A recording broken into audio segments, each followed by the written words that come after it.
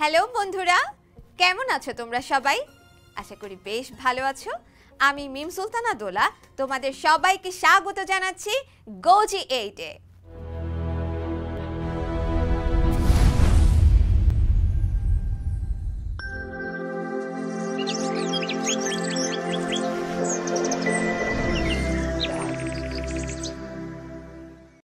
বন্ধুরা, আজকে আমরা একাদশ দ্বাদশ শ্রেণীর জীববিজ্ঞান প্রথম পত্র বইয়ের টিস্যুতন্ত্র অধ্যায় থেকে টিস্যুতন্ত্র ও এর প্রকারভেদের দ্বিতীয় ভাগ সম্পর্কে বিস্তারিত শিখব। তো বন্ধুরা, গত ক্লাসে আমরা টিস্যুতন্ত্রকে কয় ভাগে বিভক্ত করেছিলাম মনে আছে কি? মনে না থাকলেও আমি মনে করিয়ে দিচ্ছি যে টিস্যুতন্ত্রকে আসলে আমরা 3 ভাগে ভাগ করেছিলাম। এর মধ্যে এক হলো এপিডার্মাল টিস্যুতন্ত্র, 2 গ্রাউন্ড টিস্যুতন্ত্র এবং 3 ভাস্কুলার টিস্যুতন্ত্র। আর এর মধ্য থেকে প্রথমটি মানে এপিডার্মাল টিস্যু সম্পর্কে কিন্তু আমরা গত এপিসোডে বিস্তারিত জেনেছি, তাই না? আসলে আজ আমরা শুরু করব দ্বিতীয় ভাগ তথা গ্রাউন্ড টিস্যুতন্ত্র দিয়ে। বন্ধুরা, চলো প্রথমেই আমরা গ্রাউন্ড টিস্যুতন্ত্রের সংজ্ঞা জেনে আসি। বন্ধুরা, এপিডার্মাল ও ভাস্কুলার টিস্যুতন্ত্রের অন্তর্গত টিস্যু ছাড়া উদ্ভিদের অন্যান্য অংশ যে টিস্যুতে গঠিত তাকে গ্রাউন্ড টিস্যুতন্ত্র বলে। সহজে বললে এপিডার্মাল আর ভাস্কুলার টিস্যুতন্ত্র ছাড়া বাকি যা আছে তাই হচ্ছে গ্রাউন্ড টিস্যুতন্ত্র। বোঝা গেল নিশ্চয়ই? বন্ধুরা, এখানে লক্ষ্য করলে দেখা যাবে যে এটি এপিডার্মিসের অন্তঃস্তর থেকে নিচের দিকে এই কেন্দ্র পর্যন্ত বিস্তৃত। এই সম্পূর্ণ স্থানটি জুড়েই একাধিক বৈচিত্র্যময় টিস্যু রয়েছে। আর এখানে বেশিরভাগ কোষই প্যারেনকাইমা ধরনের হলেও কোলেনকাইমা ও স্ক্লেরেনকাইমা কোষও থাকে। কিন্তু এগুলো একটাও গ্রাউন্ড টিস্যুতন্ত্রের উৎস নয়। তাহলে এর উৎস কি? মূলত গ্রাউন্ড টিস্যুতন্ত্রের উৎস হচ্ছে পেরিব্লেম জাতীয় ভাজক টিস্যু। আচ্ছা বন্ধুরা, তোমরা কি জানো মূল আর কাণ্ডের ক্ষেত্রে এই গ্রাউন্ড টিস্যুতন্ত্রের গঠন ভিন্ন হয়? হ্যাঁ বন্ধুরা, মূলের ক্ষেত্রে এটি বহিস্তর বা কর্টেক্স ও অন্তঃত্বক বা এন্ডোডার্মিস নিয়ে গঠিত এবং কাণ্ডের ক্ষেত্রে এটি অধোত্বক বা হাইপোডার্মিস, বহিস্তর বা কর্টেক্স ও অন্তঃত্বক নিয়ে গঠিত। কাণ্ডের এই অন্তঃত্বক কিছু ক্ষেত্রে স্ক্লেরেনকাইমা টিস্যু নিয়ে গঠিত আর বাকি সবটুকু প্যারেনকাইমা টিস্যু দিয়ে গঠিত। অন্যদিকে পাতায় কিন্তু এই তন্ত্র শুধুমাত্র প্যারেনকাইমা দিয়ে গঠিত হয়। বন্ধুরা, উদ্ভিদের মূল ও দ্বিবীজপত্রী উদ্ভিদের কাণ্ডে এই গ্রাউন্ড টিস্যুকে আবার দুটি প্রধান অঞ্চলে ভাগ করা হয়েছে, যথা বহিঃস্টিলীয় অঞ্চল এবং অন্তঃস্টিলীয় অঞ্চল। তোমাদের মনে প্রশ্ন আসতে পারে যে এই অঞ্চল দুটো আসলে কিসের উপর ভিত্তি করে বা কিভাবে ভাগ করা হয়? মূলত কাণ্ডে ও মূলের কেন্দ্রে অবস্থিত পরিচক্র বা পেরিসাইকেল থেকে মজ্জা পর্যন্ত বিস্তৃত টিস্যুগুচ্ছকে স্টিলি বলে, আর এর উপর ভিত্তি করেই এই অঞ্চল দুটিকে ভাগ করা হয়। তো বন্ধুরা, সহজ কথায় স্টিলির বাইরের টিস্যুগুচ্ছকে বহিঃস্টিলীয় অঞ্চল বা বহিঃস্টিলীয় টিস্যু বলে, আর স্টিলের অভ্যন্তরীণ টিস্যুগুচ্ছকে অন্তঃস্টিলীয় অঞ্চল বা অন্তঃস্টিলীয় টিস্যু বলে। মনে রাখতে হবে যে মূলের আর কাণ্ডের এই অঞ্চলের অংশগুলো কিন্তু সব এক নয়। যেমন মূলের অন্তঃস্টিলীয় অঞ্চলটি পরিচক্র ও মজ্জা নিয়ে গঠিত, আর অন্যদিকে কাণ্ডের এই অঞ্চলটি পরিচক্র, মজ্জা ও মজ্জা রশ্মি নিয়ে গঠিত। বন্ধুরা, এই যে বহিঃস্টিলীয় টিস্যু আমরা পড়লাম, এটি কিন্তু আবার 3টি অংশ নিয়ে গঠিত। এগুলো হলো 1 হাইপোডার্মিস বা অধোত্বক, 2 কর্টেক্স এবং 3 এন্ডোডার্মিস বা অন্তঃত্বক। তো বন্ধুরা, এই অংশগুলো নিয়ে এখন আমরা বিস্তারিত জানব। এখানে প্রথমেই আছে হাইপোডার্মিস। এপিডার্মিসের নিচে এক বা একাধিক কোষ স্তর বিশিষ্ট কেন্দ্রীভূত অংশকে হাইপোডার্মিস বলে। অর্থাৎ এপিডার্মিস অঞ্চলের নিচে কেন্দ্রের দিকে একটি অংশ থাকে, যেটা এক স্তরও হতে পারে আবার একাধিক স্তরও হতে পারে, আর একেই বলে হাইপোডার্মিস। এরপর আমরা দেখব এই যে গোল গোল কোষ রয়েছে, এদের মধ্যবর্তী স্থানে আবার অন্তঃকোষীয় ফাঁকা স্থান আছে। এই কোষগুলো প্যারেনকাইমা জাতীয়, আর এই যে এন্ডোডার্মিস পর্যন্ত বিস্তৃত এবং এদের নিয়েই কর্টেক্স অঞ্চল গঠিত। তাহলে আমরা কি বলতে পারি? আমরা বলতে পারি যে হাইপোডার্মিসের নিচ থেকে এন্ডোডার্মিস পর্যন্ত বিস্তৃত বিরাট অংশকে কর্টেক্স বলে। বন্ধুরা, মূলে অবস্থিত কর্টেক্সের প্রধান কাজ হচ্ছে পানি ও খাদ্য সঞ্চয় করে রাখা, আর কাণ্ডে অবস্থিত কর্টেক্স পানি ও খাদ্য সঞ্চয় ছাড়াও উদ্ভিদকে দৃঢ়তা প্রদান করে এবং সালোক সংশ্লেষণে অংশ নেয়। এছাড়াও এই কর্টেক্সের আরও অনেক কাজ রয়েছে, যেমন অন্তঃস্টিলীয় টিস্যুকে রক্ষা করা, মূলজ চাপ নিয়ন্ত্রণ করা, শ্বেতসার জাতীয় খাদ্য জমিয়ে এবং মূলরোম দিয়ে শোষিত পানি ও রস জাইলেম বাহিকায় প্রবেশের মাধ্যম হিসেবে কাজ করা। আশা করি কর্টেক্সের কাজগুলো তোমরা সবাই বুঝতে পেরেছ। আচ্ছা বন্ধুরা, এখন আমাকে বলো তো, গ্রাউন্ড টিস্যুতন্ত্রের উৎস কি?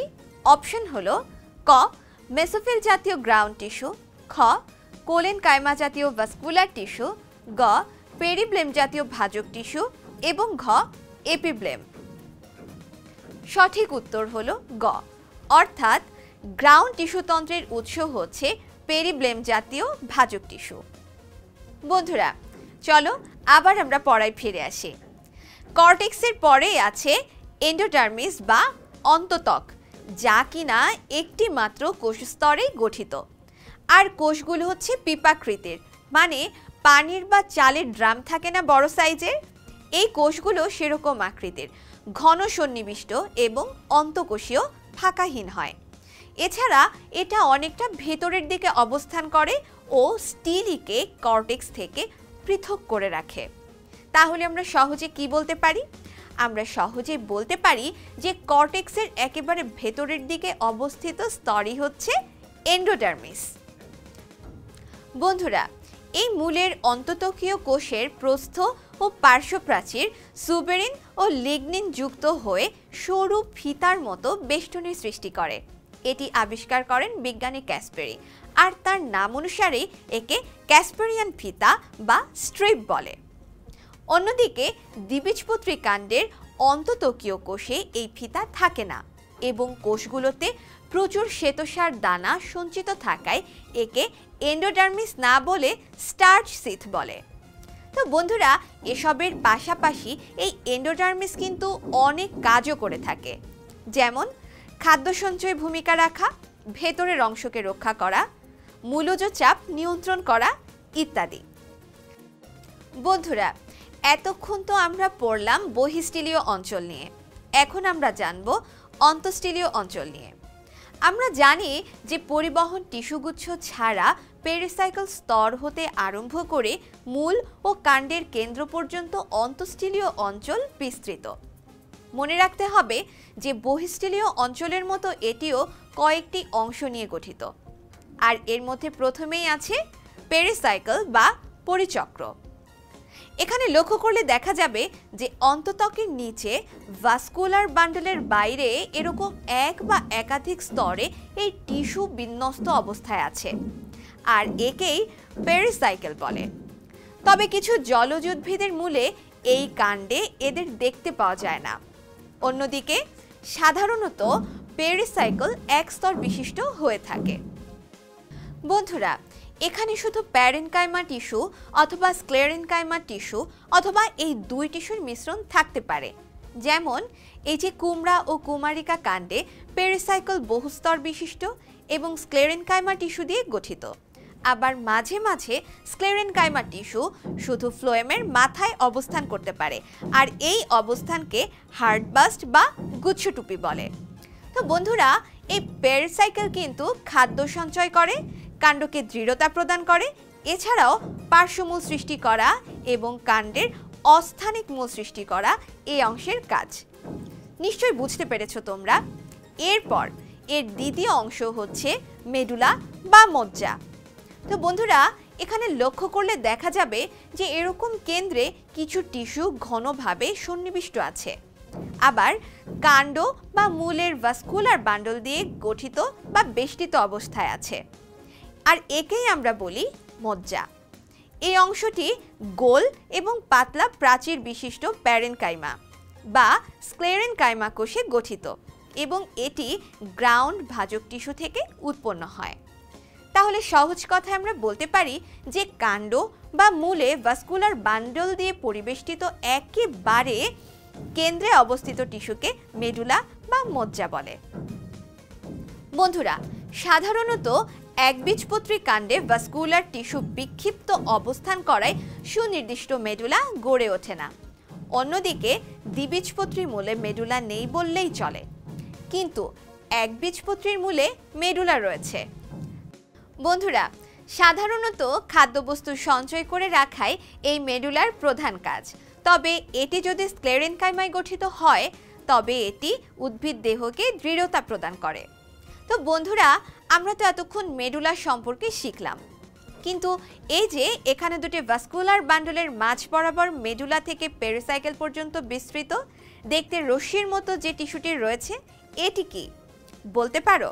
হ্যাঁ বন্ধুরা, এটি হলো মেডুলারি রশ্মি, যা কিনা অন্তঃস্টিলীয় অঞ্চলের তৃতীয় অংশ। এটি কেবল দ্বিবীজপত্রী উদ্ভিদের কাণ্ডে পাওয়া যায়। কিন্তু আমরা কি জানি এই মেডুলারি রশ্মি আসলে কি? দ্বিবীজপত্রী উদ্ভিদ কাণ্ডের দুইটি ভাস্কুলার বান্ডলের মাঝ বরাবর মেডুলা থেকে পেরিসাইকেল পর্যন্ত বিস্তৃত দেখতে রশ্মির মতো টিস্যুকে মেডুলারি রশ্মি বলে। এখন পরিষ্কারভাবে নিশ্চয়ই বোঝা গেল।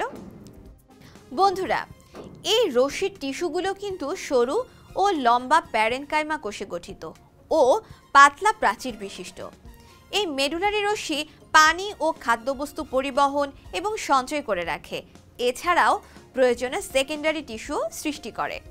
তাহলে এই ছিল আমাদের গ্রাউন্ড টিস্যুর অন্তঃস্টিলীয় অঞ্চলের বিভিন্ন অংশগুলো। বন্ধুরা, আশা করি সম্পূর্ণ অন্তঃস্টিলীয় অঞ্চল তোমরা ভালোভাবে বুঝতে পেরেছো। বন্ধুরা, এতক্ষণ কিন্তু আমরা মূল ও কাণ্ডের গ্রাউন্ড টিস্যু সম্পর্কে পড়েছি। তোমাদের নিশ্চয়ই মনে আছে যে মূল আর কাণ্ড ছাড়াও উদ্ভিদের পাতায় গ্রাউন্ড টিস্যু রয়েছে, যা কিনা আমরা এই এপিসোডের একদম প্রথমে জেনেছিলাম। তো বন্ধুরা, এখন সেই পাতার গ্রাউন্ড টিস্যু সম্পর্কে বিস্তারিত জানার পালা। তাহলে চলো শুরু করা যাক। পাতার গ্রাউন্ড টিস্যুকে মেসোফিল বলে, যা কিনা অসংখ্য ক্লোরোপ্লাস্ট যুক্ত পাতলা প্রাচীর বিশিষ্ট প্যারেনকাইমা কোষে গঠিত।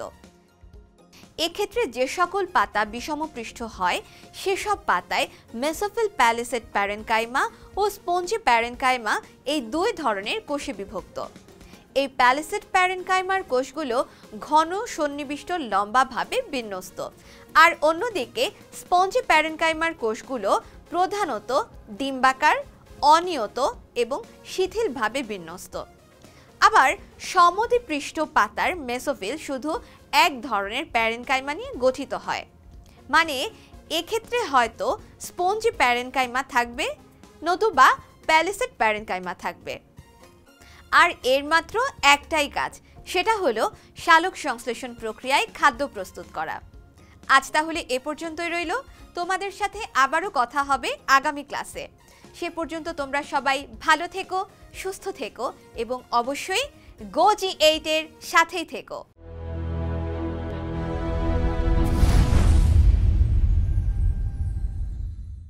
প্রিয় শিক্ষার্থী বন্ধুরা, এই পর্যন্ত যা যা আলোচনা করলাম, চলো তা থেকে কিছু গুরুত্বপূর্ণ নোটস জেনে আসি।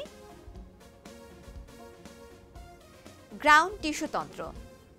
এপিডার্মাল ও ভাস্কুলার টিস্যুতন্ত্রের অন্তর্গত টিস্যু ছাড়া উদ্ভিদের অন্যান্য অংশ যে টিস্যুতে গঠিত তাকে গ্রাউন্ড টিস্যুতন্ত্র বলে। স্টিলি।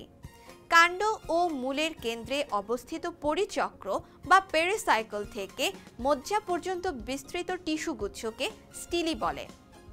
ক্যাসপেরিয়ান ফিতা। মূলের অন্ততকীয় কোষের প্রস্থ ও পার্শ্বপ্রাচীর সুবেরিন ও লিগনিন যুক্ত হয়ে সরু ফিতার মতো বেষ্টনীর সৃষ্টি করে, একে ক্যাসপেরিয়ান ফিতা বা স্ট্রিপ বলে। গুচ্ছটুপি। স্ক্লেরেনকাইমা টিস্যু শুধু ফ্লোয়েমের মাথায় অবস্থান করলে এটিকে হার্ড বাস্ট বা গুচ্ছটুপি বলে। মেসোফিল।